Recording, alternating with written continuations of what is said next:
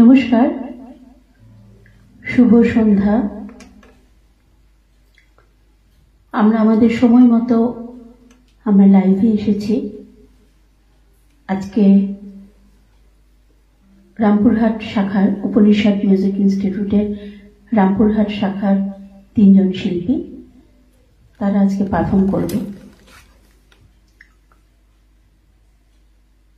আপনারা একটু দেখে নিন, যদি কেউ এসে থাকেন সাউন্ডটা ঠিক আসছে কিনা বা আমাদের সবাইকে দেখা যাচ্ছে কিনা, কাইন্ডলি একটু বলবেন, না হলে সমস্যা হয়। একটু জানান আমাদের, কেউ যদি এসে থাকেন।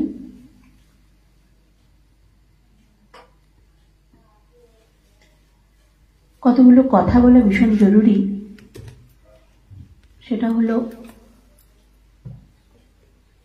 এই লাইভ অনুষ্ঠানগুলো যারা গান বাজনা করে, গান বাজনা শেখে, শিক্ষার্থী যারা, তাদের একটা পারফর্ম করার একটা জায়গা, একটা স্টেজ,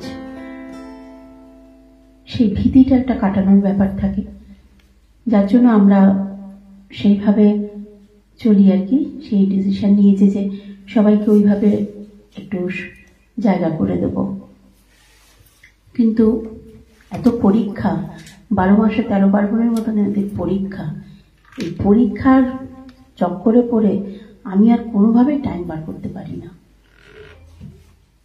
এটা হলো 1 নম্বর কথা। দ্বিতীয় কথা হলো,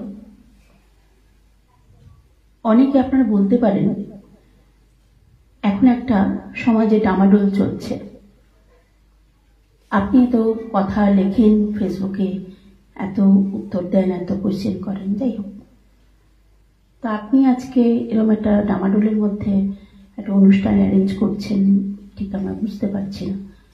এটা হয়তো অনেকে বলতে পারেন, আবার নাও বলতে পারেন। তো এই কথাটা আমার বলার এই জন্যই কারণ আমরা না এইসবের মধ্যে একটা ট্রমার মধ্যে চলে যাচ্ছি। না ইচ্ছা করে খেতে, না ইচ্ছা করে ঘুমোতে, না ইচ্ছা করে কাজ করতে, না ইচ্ছা করে পড়াশোনা করতে, গান বাজনা কিছুই করতে ইচ্ছা করে না। শুধু মনে হয় মোবাইলটা ধরে বসে থাকি, কি রিপোর্ট হলো, কি হবে কি হবে, এই একটা আতঙ্ক।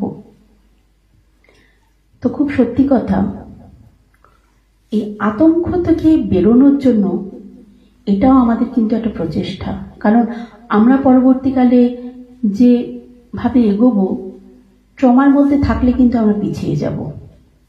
সেই জন্য কিন্তু আমার একটা প্রচেষ্টা যে আতঙ্ক থেকে কি করে বেরোনো যায়, এই ট্রমার মধ্যে থেকে কিভাবে বেরোনো যায়।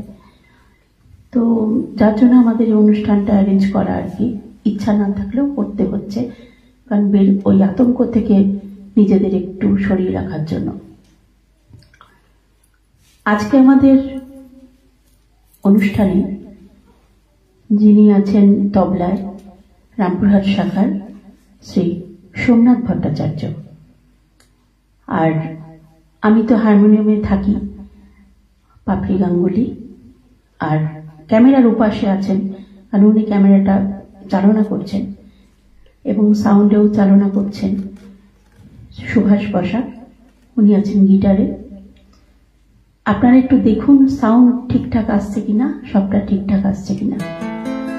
আর আমরা অনুষ্ঠানে চলে যাচ্ছি।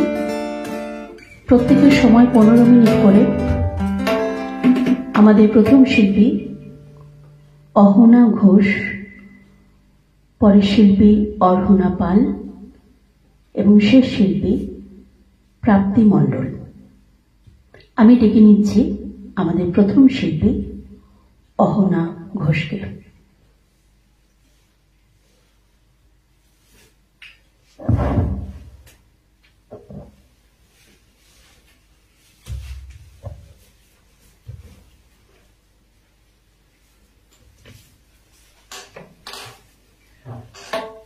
নমস্কার, শুভ সন্ধ্যা।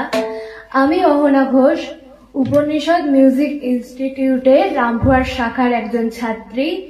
সামনেই 15ই আগস্ট গেল। 15ই আগস্ট উপলক্ষে আজ আমি 3টি গান আপনাদেরকে করে শোনাবো। আমার জন্য 15 মিনিট টাইম বরাদ্দ।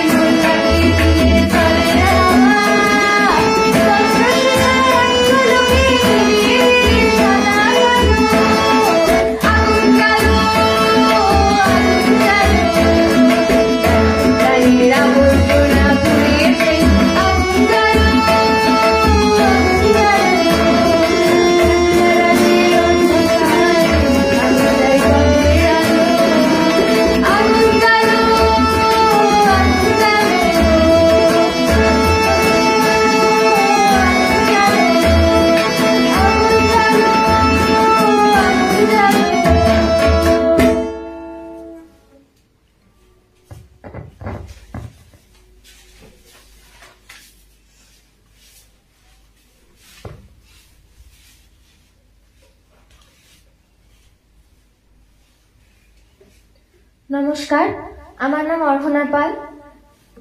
আমি উপনিষদ মিউজিক ইনস্টিটিউট থেকে রামপুরার শাখা থেকে এসেছি। আজ আমি 3টি গান আপনাদের শোনাবো। আমার জন্য 15 মিনিট বরাদ্দ। আমার প্রথম গান নজরুল গীতি হে পার্থ সারথি। 2 দিন আগেই স্বাধীনতা দিবস গেল, সেই কারণে আমি মহান ব্যক্তিদের সম্মান জানানোর জন্য যে দ্বিতীয় গানটি করব সেটি হলো মহাত্যাগী কর্মযোগী। আমার তৃতীয় গান এই দেশ আমার এই দেশ, সলিল চৌধুরীর লেখা।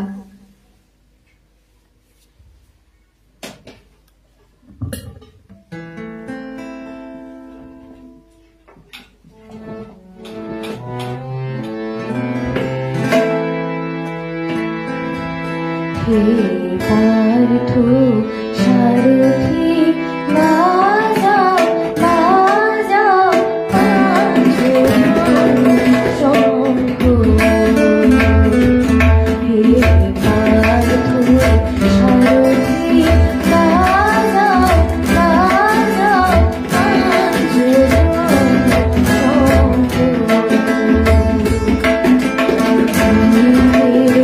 অবসাদ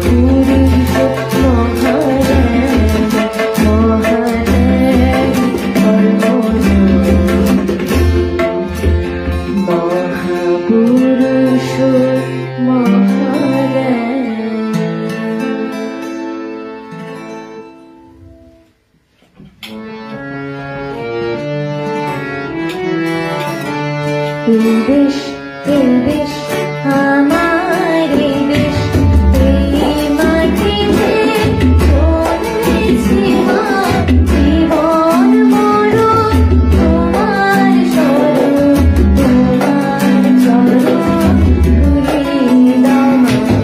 এই দেশ আমার এই দেশ। কত সুর কত বসন, কত রঙিন ভাষায় ভাষণ, কত সুর কত বসন, কত রঙিন ভাষায় ভাষণ। তবু আসুন পাখি সবার তোমার চরণ তলে ঘুমা, তবু আসুন পাখি সবার তোমার চরণ তলে ঘুমা। এই দেশ আমার এই দেশ। নানান ধরো নানান করো আলাদা একই করো একই সাধনা। হিমালয়ের শীর্ষ যেমন এই দেশ উঁচু রবে তেমন, হিমালয়ের শীর্ষ যেমন এই দেশ উঁচু রবে তেমন। সাধের সাধন স্বাধীনতা সামনে সফল হবে গোমা। সাধের সাধন স্বাধীনতা সামনে সফল হবে গোমা। এই দেশ আমার এই দেশ।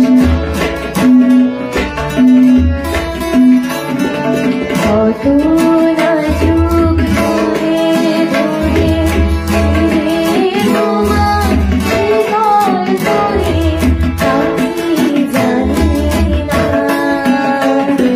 তোমার লাখো লাখো ছেলে দিল জীবন অমলে, তোমার লাখো লাখো ছেলে দিল জীবন অমলে।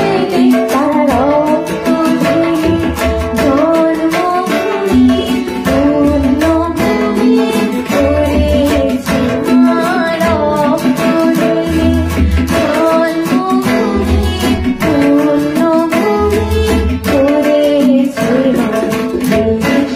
এই দেশ আমার এই দেশ, এই মাটিতে জন্মেছি মা, জীবন মরণ তোমার শরণ, তোমার চরণ ধুলি দাও মা।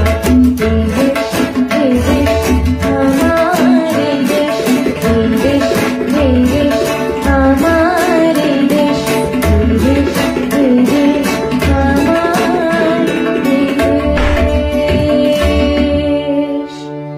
নমস্কার।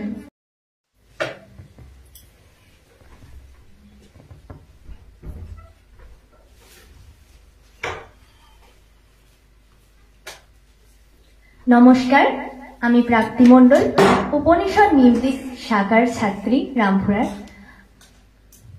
কিছুদিন আগেই 15ই আগস্ট হয়ে গেল, তো আমি নেতাজি সুভাষচন্দ্র বসুকে স্মরণ করে আমি একটি কবিতা করছি। কবি দেবাশিস দণ্ডের লেখা নেতাজি। আপনার মা দেখে যাও তোমার মাস্টার বিটা কেমন দমহা পড়াশোনা করছে। বললাম পেশারের ওষুধটা ফুরায় গেছে, সবকো জানে নবাব। তো রাগ কাইলে নাই কেন কি কাল নেতাজির জন্মদিন বটে। আজ গোটা রাত রচনা বইটো ঘাইটে ঘুইটে মুখস্থ করবে। বাপের নাম জানো কিনা? জন্মস্থান কটক জেলা। আজ গিলবে, কাল মাইকটো বাগায় হড়হড়ায় উগড়াই দিবে। মইটিখানে বাঁধা ডাইলগ। কদম কদম বাড়ায় যা, লাইতো তোমরা আমাকে রক্ত দাও, আমি তোমাদিকে স্বাধীনতা দেব। কে কি বুঝল বুঝান নাই।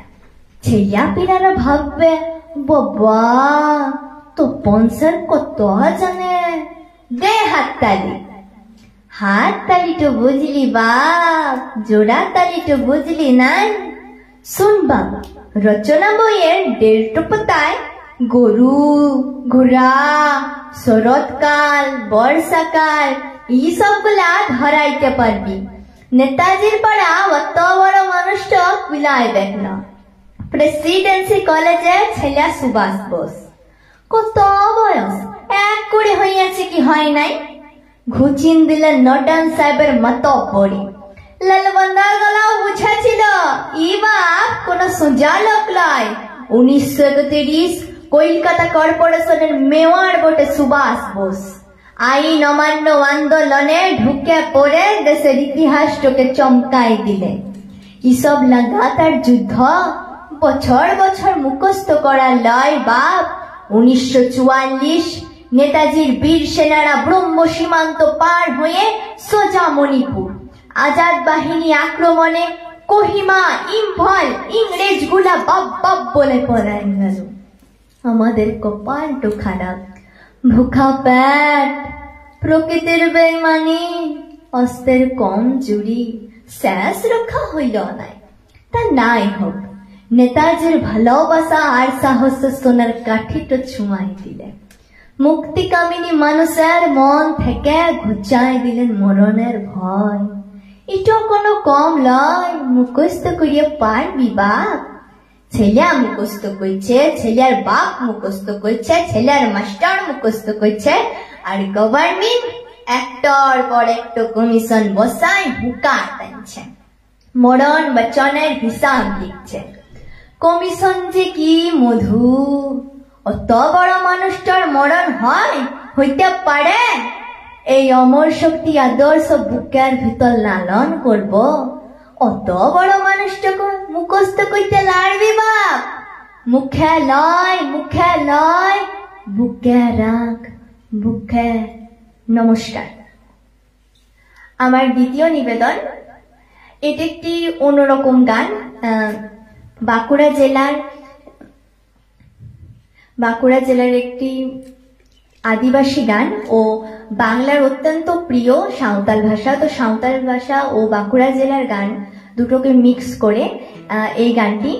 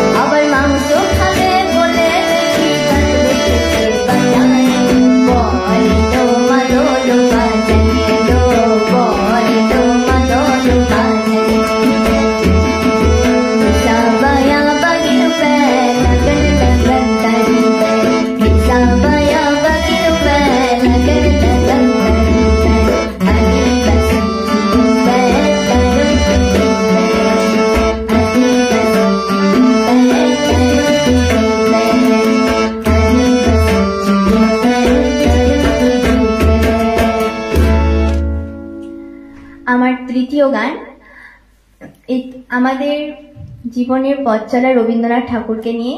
তো আমার শেষ নিবেদন হরিনাম দিয়ে জগৎ মাতালে, এটার বাংলা যদি তোর ডাক শুনে কেউ না আসে তবে একলা চলো রে।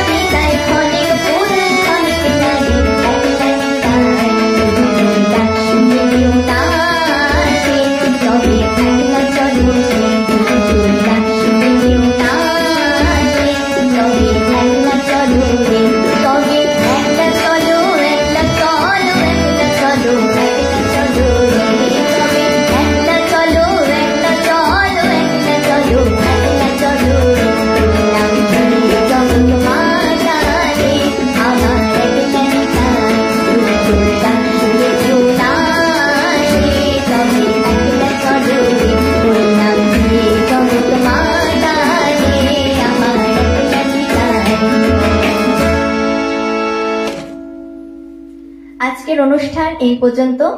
শুভরাত্রি, নমস্কার।